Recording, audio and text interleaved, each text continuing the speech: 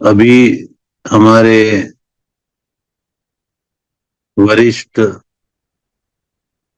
कार्यकर्ता सुधीर राज जी ने बताया कि संघ के काम में कभी कभी सच बोलना पड़ता है, कड़वा बोलना पड़ता है, खरी खरी बात बतानी पड़ती है, क्योंकि ये संघ है, ये संगठन नहीं है। संघ में लक्ष्य को ध्यान में रखना पड़ता है। संघ का जो लक्ष्य है, वो लक्ष्य को प्राप्त करने के लिए हमें विचारधारा के साथ काम करना पड़ता है। विचारधारा अगर हमारी थोड़ी भी इधर उधर दिख गई तो हमारा जो काम है वो लक्ष्य से विमुख हो जाएगा, गलत राह पे चल जाएगा। इसलिए कार्य करने के लिए हमने जो लक्ष्य तय किया है, जो हमारा जो टारगेट है, हमारे जो ट्रैक्स है, जो विचारधारा है, जो हमारा मार्ग है, हमारा जो मार्ग है वो हमारे महामानवों ने बताया हुआ मार्ग है।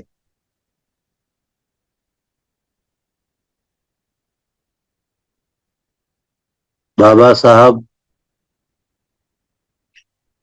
ने जो मार्ग बताया है, महात्मा ज्योतिबा फूले ने जो मार्ग बताया है, और सारे महामानवों ने जो हमें मार्ग बताया है, वो बुद्ध का मार्ग है। बुद्ध ने हमें बताया मार्ग कि आप लोग सील के साथ विचलित हुए बिना, समता के साथ, सद्भाव के साथ, मैत्री के साथ आगे बढ़ो, आपको सफलता मिलेगी। सफलता मिलनी ही है। तो हमारे सारे महामानवों ने हमें शील और समाधि का मार्ग बताया, समता का मार्ग बताया, और बहुजन हिताय बहुजन सुखाय ये मंत्र दिया हमें। हमें क्या मंत्र दिया? बहुजन हिताय बहुजन सुखाय, यानी बहुजन का हित और बहुजन का सुख, और इसीलिए हमें काम करना है, यही हमारा लक्ष्य है। तो ये जो लक्ष्य है, ये हमें कैसे प्राप्त करना है? हमारा जो लक्ष्य है बहुजन हिताय बहुजन सुखाय, तो इसे प्राप्त करने के लिए हमें क्या करना है? हमें कौन से साधन अपनाने हैं? क्योंकि लक्ष्य प्राप्त करने के लिए हमें कुछ साधन चाहिए। बिना साधन तो हम मंजिल तक पहुंच नहीं पाएंगे।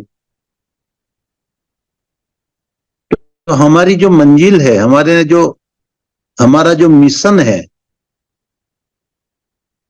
उसे प्राप्त करने के लिए हमें साधन चाहिए। और ये जो हम जो काम कर रहे हैं वो सामाजिक काम कर रहे हैं, हम समाज में काम कर रहे हैं। और समाज के अंदर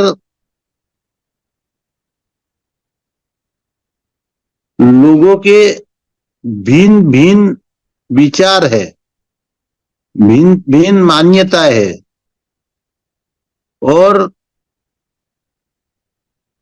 उनके श्रद्धा केंद्र भी अलग अलग है। और पिछले कई सदियों में हमारे लोगों की मान्यताएं भी बदल गई है। उनका जो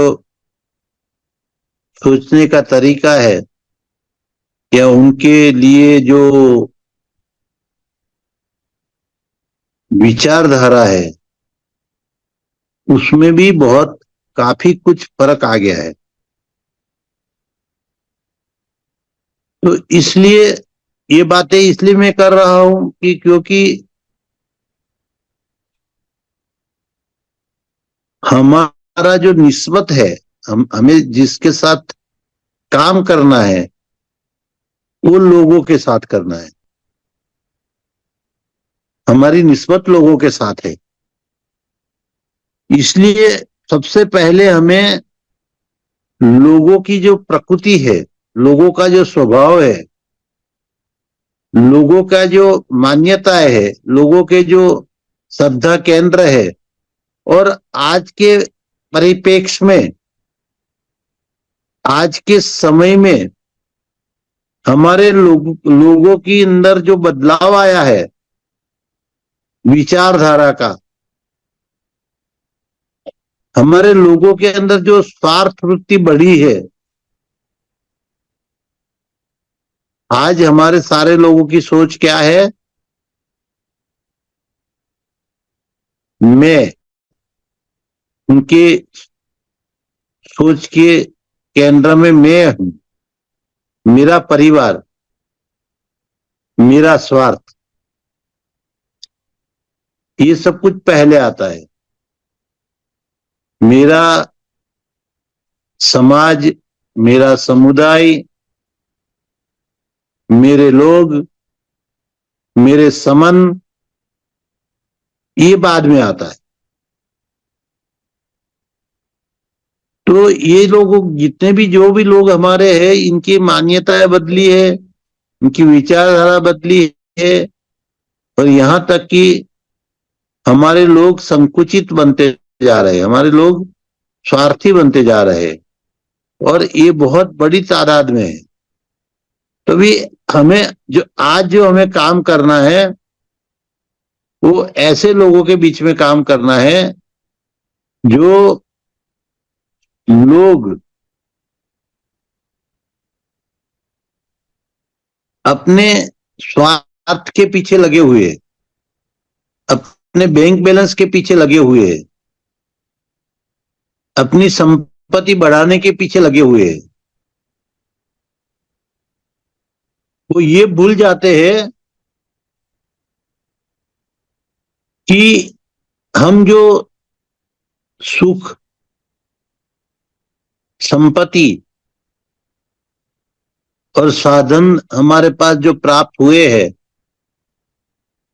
उसके पीछे कई महामानवों ने, हमारे पूर्वजों ने बलिदान दिया है, बहुत बड़ा त्याग की दिया है।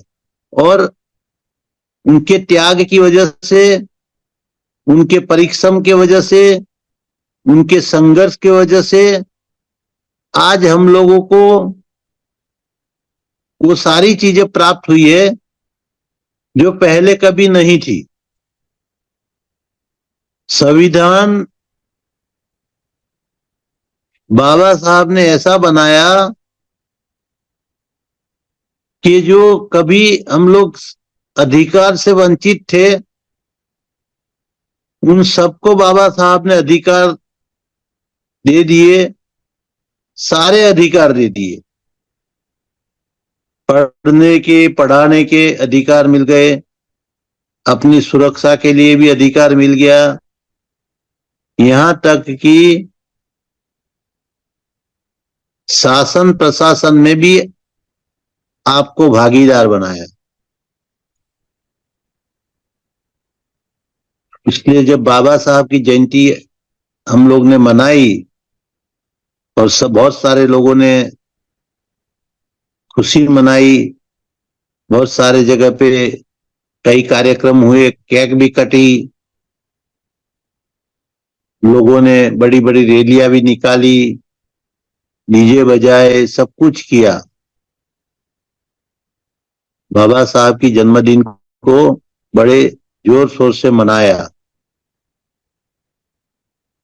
पर हमारे लोग ये भूल जाते हैं कि बाबा साहब का जन्मदिन हमें, बाबा साहब का जो मिशन है, बाबा साहब ने जो हमें संविधान दिया है,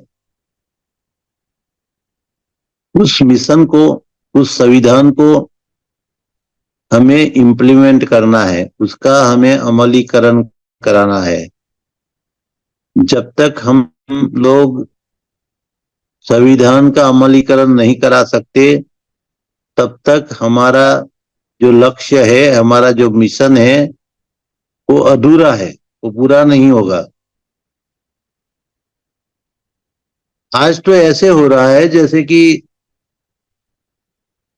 हमारे जो पुराने अधिकार थे, या जो संविधान ने हमें अधिकार दिए थे, वो अधिकार भी एक के बाद एक कम होते जा रहे हैं या छीने जा रहे हैं। हमने कोई नए अधिकार तो प्राप्त नहीं किए, पर जो मिले थे, कि जो हमारे महामानवों ने, जो हमारे पूर्वजों ने जो संघर्ष करके, बलिदान देकर जो हमें प्राप्त, बलिदान, हमें अधिकार प्राप्त करवाए थे, वो अधिकार एक एक करके कम होते जा रहे हैं या बिल्कुल ही निष्क्रिय कर दिए गए हैं।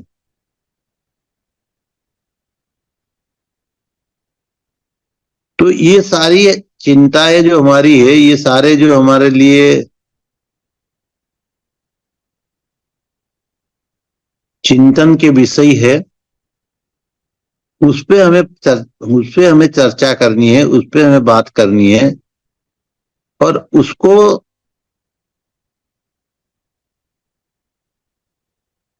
प्राप्त करने के लिए वो जो मिशन है, जो हमारे जो अधिकार चले गए हैं, उसे हमें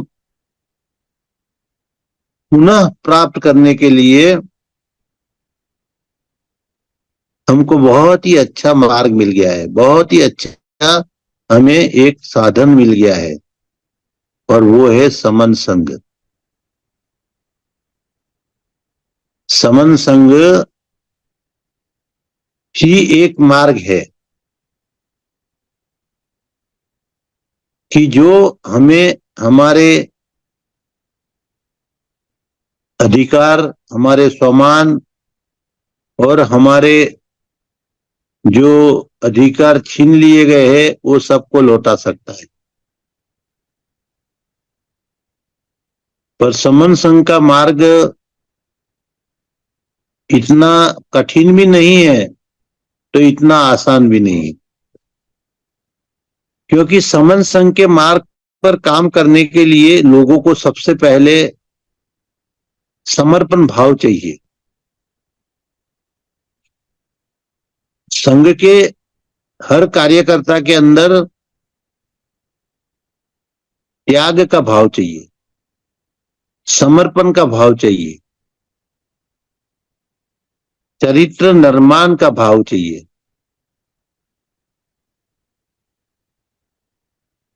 जब तक हमारे लोग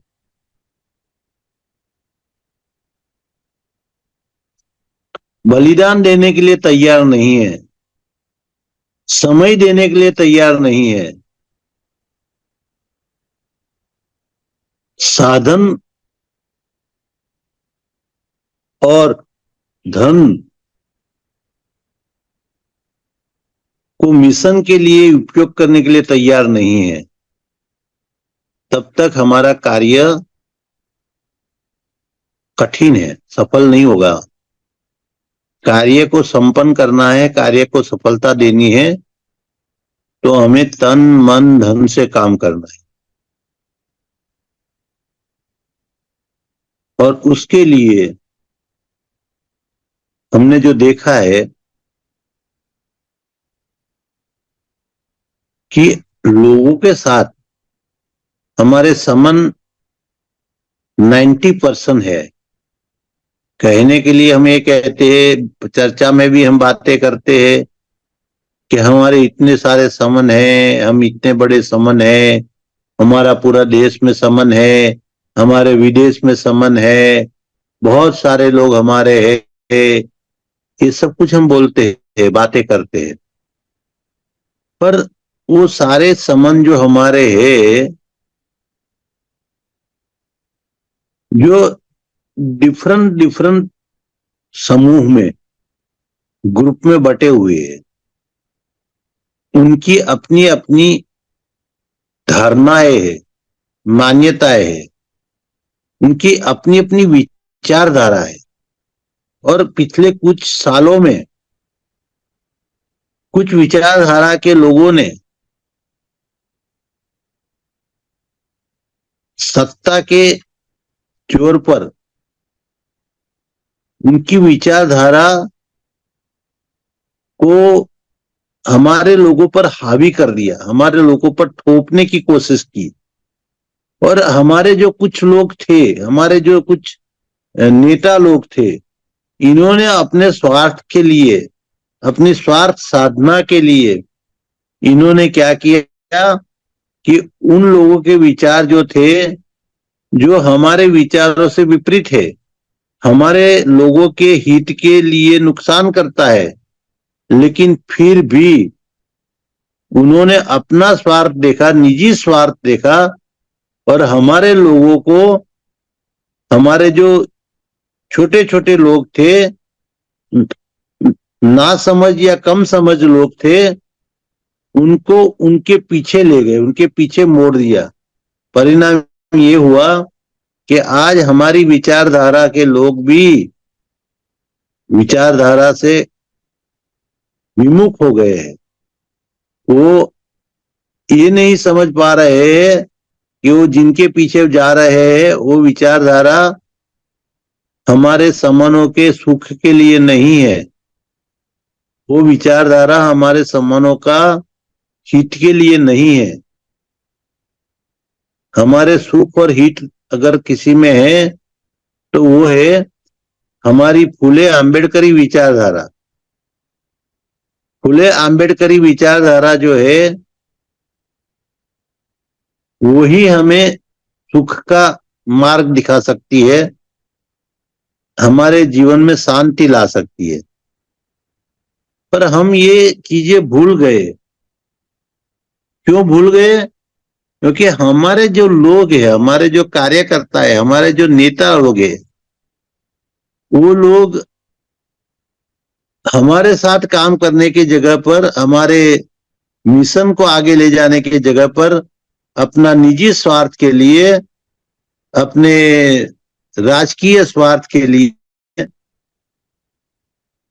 अपने पद की लालसा के लिए, वो जो विरुद्ध विचारधारा है, जो मानव समाज के विरुद्ध में काम करने वाली विचारधारा है, जो जाति जाति के बीच में वैमनस्य और भेदभाव खड़ा करने वाली विचारधारा है, जो एक कौम को दूसरी कौम से लड़ाने के लिए काम करने वाली जो विचारधारा है, जिनका इतिहास, पूरा इतिहास अमानवीय है,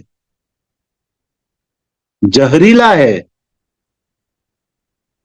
जिनका डीएनए भी अन्यायकारी है, अत्याचारी है, ऐसे लोगों के साथ हमारे ही लोग उनको ले गए और आज एक बहुत बड़ी तादाद में हमारे लोग उनके साथ काम कर रहे हैं। तो हमारे सामने बहुत बड़ी चैलेंज है।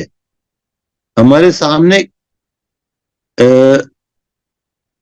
एक अवसर भी है कि हम 90% लोग हैं, पर उसके सामने एक चैलेंज भी है कि वो 90% लोगों में से बहुत सारे लोग गुमराह हो चुके हैं, हमारे विचारों से विमुख हो चुके हैं, और हमारे जो बुद्ध के विचार थे, हमारे जो बाबा साहब के विचार थे, हमारे जो महात्मा ज्योतिबा फूले के विचार थे, उन विचारों के मार्ग पर न चलते हुए वो सब लोग अमानवीय विचारधारा जिनकी है, जिनकी विचारधारा द्वेषीली है, जिन लोगों के अंदर दूसरों का सुख या समृद्धि देखी नहीं जाती है, ऐसे लोगों की विचारधारा के साथ वो लोग काम कर रहे हैं। तो ये हमारी सबसे कमजोरी है, और ये कमजोरी से हमें बाहर आना है। तो कैसे आएंगे? क्योंकि ये सारी तो समस्या है, हमने जो बातें बताई वो तो सारी समस्या बताई, क्या क्या चैलेंज हमारे सामने है वो बताया। पर सबको साथ में लेकर काम करना है, तो उसके लिए क्या करना पड़ेगा? तो उसके लिए हमें हमारे कार्यकर्ताओं के अंदर, जो भी हमारे समन कार्यकर्ता है, अभी थोड़े कम है, तो उन कार्यकर्ताओं के अंदर हमें एक समझन लानी है, समझ लानी है, उनको तैयार करना है कार्यकर्ता को। जब तक हम अपने कार्यकर्ता को तैयार नहीं करेंगे, उनमें जो समझ आनी चाहिए वो नहीं आएगी, तब तक अगर हम लोगों के बीच में जाएंगे, हमारे संबंध भाइयों बहनों के बीच में जाएंगे, तो हम सफल नहीं होंगे। तो उनको सफलता प्राप्त करनी है तो हमें क्या करना पड़ेगा? कार्य को कब सफलता मिलती है? जब हम उसको पद्धतिसर, एक सिस्टेमेटिक तरीके से काम करें, उसको हम एक अच्छी तरह से समझदारी से सारे कार्यकर्ता को उनकी क्षमता के अनुसार उनको कार्य दे, उनको जिम्मेवारी दे। अभी क्या है कि हमारा संबंध संघ काम कर रहा है, 4 साल हो गए, काफी लोग चर्चा भी करते हैं, हमारे पोर्टल पे भी चर्चा होती है, हमारी बहुत सारी संगीतियां भी होती है, बातें भी होती है। लेकिन लोगों के बीच में जो काम करना है, उनके बीच में जाके क्या बताना है, कैसे उनको हमारे कार्य के साथ जोड़ना है, वो बातें, वो अभी हम उसमें हम लोग पीछे है। उसमें हमने अभी जो समझ चाहिए हमको, वो नहीं हुई है। क्यों? क्योंकि आज तक हम लोग ने काम किया है, लेकिन जो हमारे कार्यकर्ता है, बहुत सारे कार्यकर्ता है, मैंने देखा है, बहुत सारे कार्यकर्ता समझदार है, अच्छी अच्छी बातें चर्चा में लाते हैं, और उनमें जज्बा भी है काम करने का। उनकी इच्छा है कि समन संघ पूरे देश में फैल जाए, उनकी इच्छा है कि समन संघ गांव गांव तक पहुंच जाए। पर उस कार्यकर्ता को हमने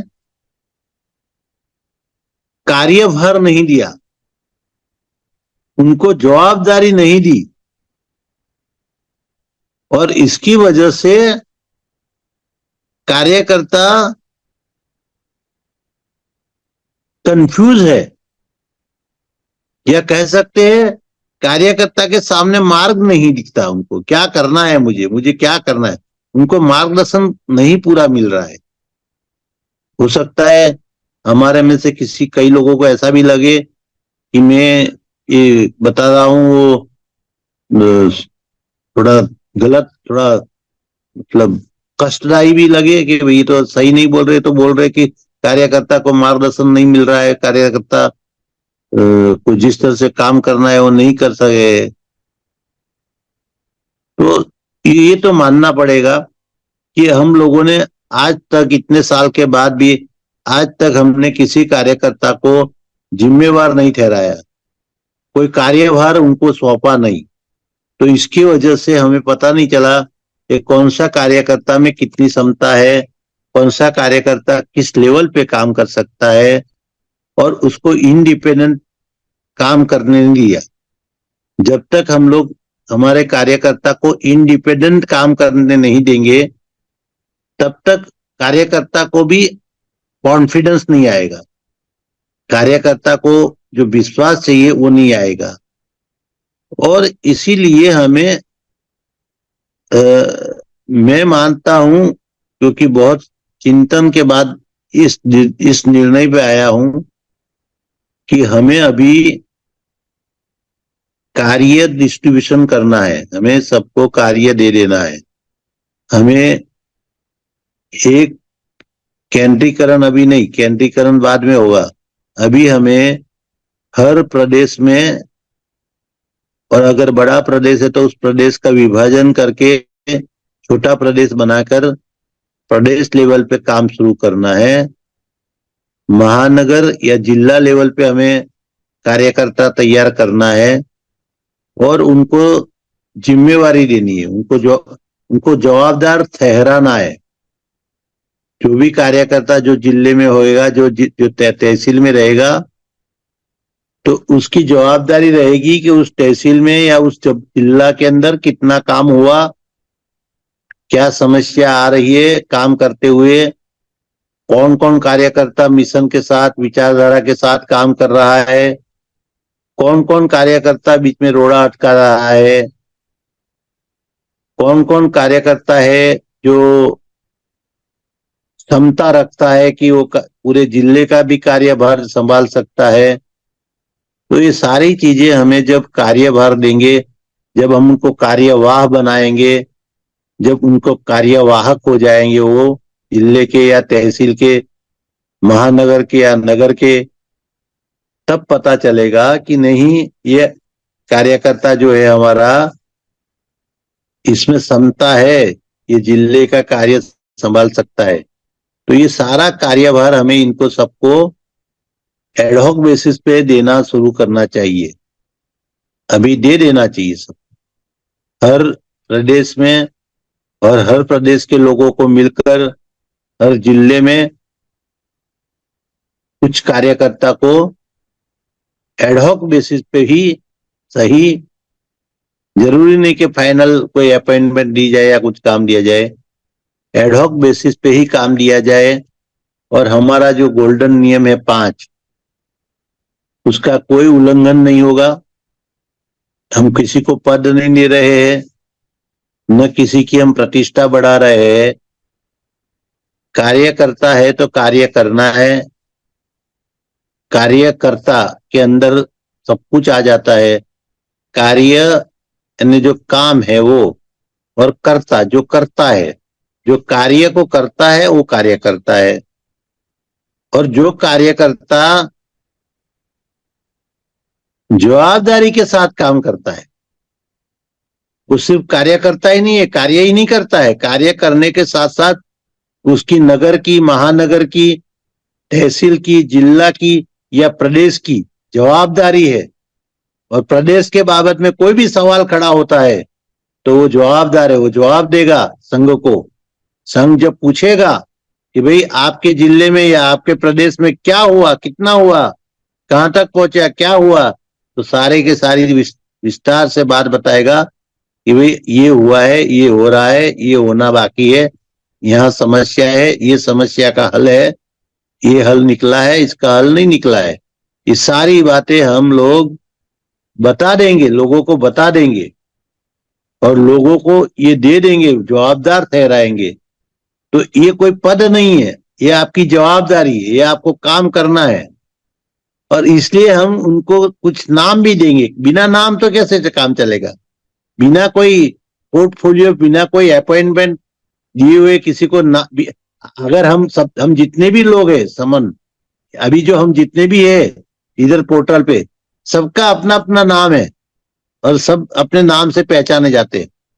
कोई भी अगर बोलेगा तो उसका नाम बोलना पड़ेगा। तो अभी हम इसी पोर्टल पे बोलेंगे कि फलाना जो हाजिर हो तो जरा आ जाए, बात कर ले, तो नाम बताना पड़ेगा। उसी तरह हमें पद नहीं देना है, हमें किसी को पोस्ट नहीं देनी है, हमें किसी को अध्यक्ष या प्रधान नहीं बनाना है, पर हमें कार्य करवाने के लिए कार्यकर्ता बनाना है। और कार्यकर्ता सारे कार्यकर्ता रहेंगे, लेकिन जो कार्यकर्ता जवाबदारी के साथ काम करेंगे उनको हमें कार्यवाह कहना है। कार्यवाह, कार्य वहन करने वाला, जो कार्य का वहन करेगा, जो कार्य उसको दिया है उसका जिम्मेवारी के साथ वहन करेगा, तो वो कार्यवाह कहलाएगा। तो ये सारी चीजें हमें संघ के अंदर रखनी है, और जितना ही हो उतना जल्दी हमें संघ के माध्यम से, संघ के जो हमारा हाउस मिलता है उसमें ये पसार कराना है, इसको पास कराना है। और अगर हम लोग ने सही तरीके से काम शुरू कर दिया, हमने पूरे देश में, पूरे सारे राज्यों के अंदर हमने जवाबदार कार्यकर्ता तैयार कर दिया, और वो जवाबदार कार्यकर्ता आगे डिस्ट्रिक्ट में या तहसील में भी कार्यकर्ता तैयार कर देंगे, तो बहुत ही कम समय में हो सकता है कि हमारा समन संघ पूरे देश में फैल जाए। क्योंकि समन संघ का कॉन्सेप्ट बहुत अच्छा है, और ये मैं नहीं कहता हूं, सारे लोग कहते हैं। जो समन है, जो समन संघ में काम करते हैं वो तो कहते ही है, पर जो समन संघ में काम नहीं करते हैं और जो बाहर भी काम करते हैं वो भी कहते हैं कि आपके जो 10 गोल्डन नियम है वो बहुत अच्छे हैं, और इसी गोल्डन नियम के आधार पर आप चल काम करते रहोगे, इसमें कोई छूटछाट नहीं लोगे, इसमें कोई बदलाव नहीं लाओगे, तो सफलता आपके पैर चूमेगी, सफलता आपको मिलनी ही है। तो बस मैं ये कहना चाहता हूं कि हम सब मिलकर संघ को मजबूत करें। संघ अगर हमें जो भी काम दे, जो भी कार्य का जिम्मेवारी दे, जो भी जवाबदारी दे, वो हम सब लोग उठाए। कोई मना नहीं करेगा, कोई ये नहीं कहेगा कि नहीं नहीं मैं नहीं कर सकता हूं, मैं नहीं कर सकता हूं। जब काम मिलेगा तो सबको स्वीकारना है, पहले स्वीकार करो, फिर अगर आप में क्षमता कम है या आप कम कर सकते हो तो फिर संघ के सामने बताओ कि मेरे से इतना ही काम हो रहा है, देखो मेरा ये काम। तो उसमें से आप लोगों में से ही आप किसी को बताओ कि ये जो कार्यकर्ता है एक और, वो सक्षम है, वो पूरे जिले में काम कर सकता है या पूरे प्रदेश में काम कर सकता है, तो उसको हम जिम्मेवारी दे सकते हैं। ये तो हमारे यहाँ तो एडहॉक बेसिस पे है अभी तो, और एक म्यूचुअल अंडरस्टैंडिंग के साथ काम करना है।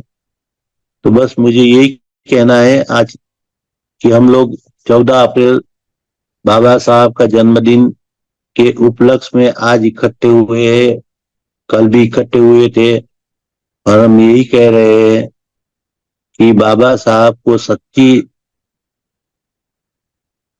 श्रद्धांजलि कहो, या उनके उनका जीवन से जो हमने सीखा है, या उन्होंने जो हमें मार्ग बताया है, उस मार्ग पे चलने के लिए हमें समन संघ को मजबूत करे, उसको संघीय शक्ति जो बोलते हैं वो दिखाई देनी चाहिए लोगों के बीच में कि संघ में शक्ति है, संघ शक्तिशाली बनता जा रहा है। बस यही कहूंगा। मेरी जो आज चर्चा हुई या जो बातें मैंने बताई है, जो वक्तव्य मैंने दिया है, इसमें कहीं चूक हो गई हो या कहीं हमारे समन भाइयों बहनों में से किसी को ठेस पहुंची हो या किसी को बुरा लगा हो, तो मैं सभी समन भाई बहनों से क्षमा याचना करता हूं। संघ मुझे माफ करे, संघ मुझे माफ करे, संघ मुझे माफ करे। संगन नमामि, संगन नमामि, संगन नमामि।